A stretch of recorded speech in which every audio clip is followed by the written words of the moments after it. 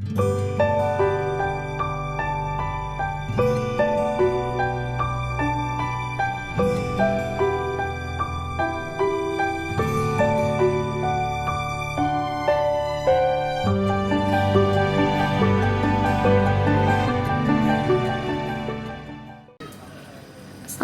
warahmatullahi wabarakatuh. Kembali lagi di channel Bude Horas. Hari ini saya nggak mau bahas tanaman. Hari ini saya mau bahas tentang YouTube channel. Lebih tepatnya YouTube channel saya. Sebetulnya kalau kita setiap orang pasti punya YouTube itu, punya akun YouTube itu entah dari kapan kan. Karena kita biasa kan ngegunain, karena kita harus punya account kan untuk kita nge-like, untuk kita komen, untuk kita subscribe. Nah, jadi suatu ketika suami aku itu pengen bikin YouTube. Jadi waktu itu dia beli kamera, beli segala macamnya. Nah, akhirnya aku kepingin dong, akhirnya aku bikin dong YouTube aku dengan YouTube akun yang udah ada. Akhirnya aku mulai upload. Tapi waktu itu aku seputar kayak nyanyi, cover. Nah, tapi udah gitu itu mandek aja. Jadi aku nggak pernah bikin lagi. Jadi aku udah paling yang sesuatu video yang nggak diseriusin, karena saat itu suami aku tuh selalu berpikir gini, kalau mau bikin video ya udah bikin aja gitu loh, tapi ya pikir aja bikin videonya sendiri gimana, editnya itu gimana.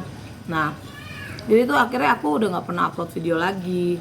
Nah, suatu ketika aku baca di Facebook teman SMA aku, namanya Siti Hodijah.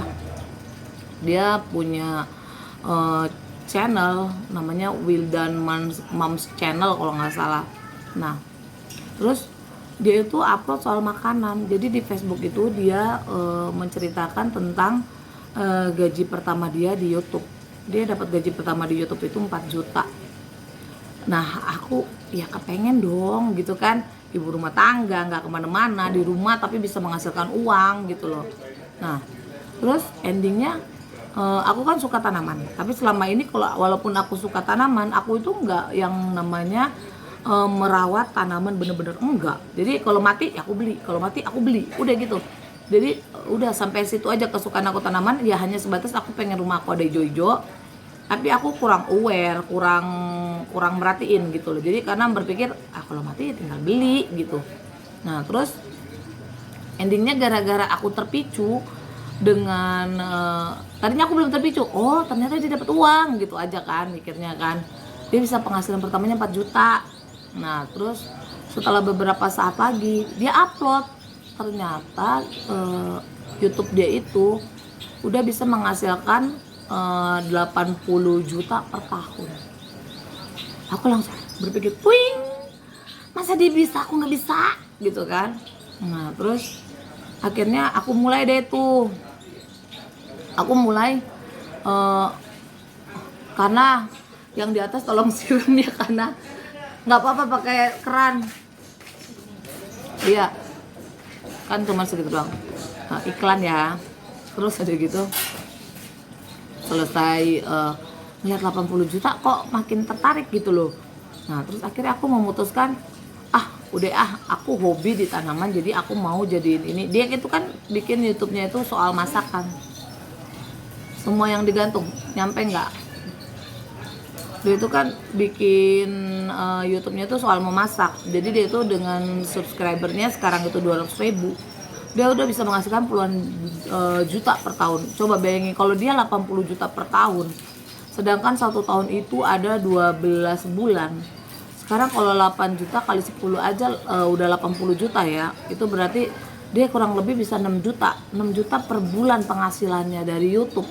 Nah, itu udah jadinya mengubah mindset aku tuh, ngerti kan? Makanya mulai saat itu aku berpikiran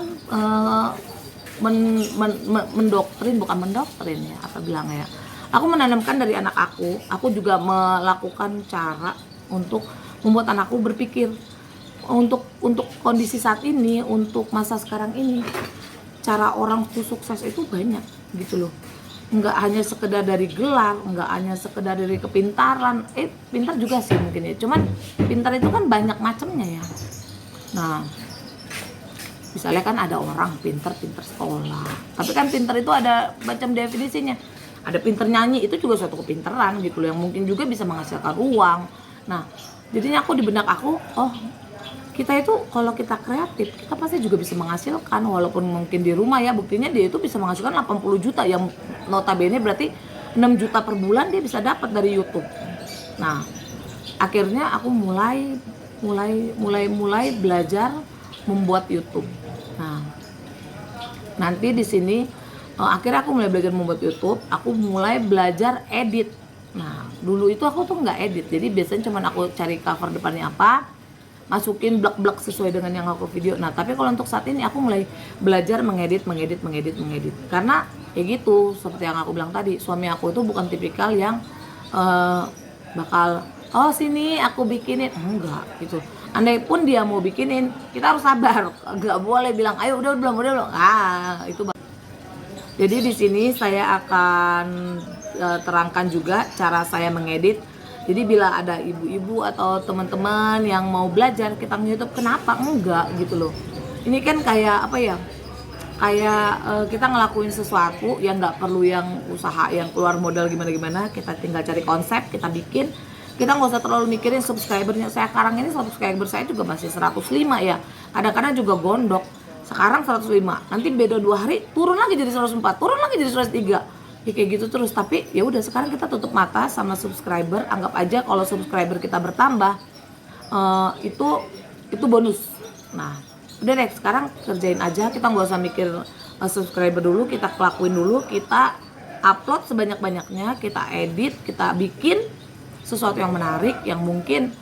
Karena kenapa ya, setelah aku pikir, setelah aku lihat, setelah begitu aku konsisten mengupload, itu jadinya video-video aku mulai ada di permukaan gitu loh. Jadi akhirnya endingnya banyak yang ngeliat gitu loh. Mungkin kan ada progres ya, akhirnya jadinya suka naik gitu, entah lewat orang buka apa, mungkin nanti tiba-tiba ngelihat itu aku apa gitu kan ya.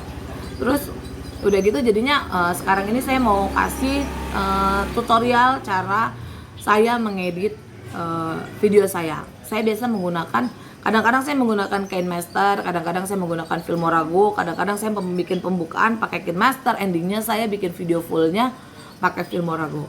Nah nanti setelah ini saya akan menunjukkan bagaimana cara saya untuk mengedit video saya.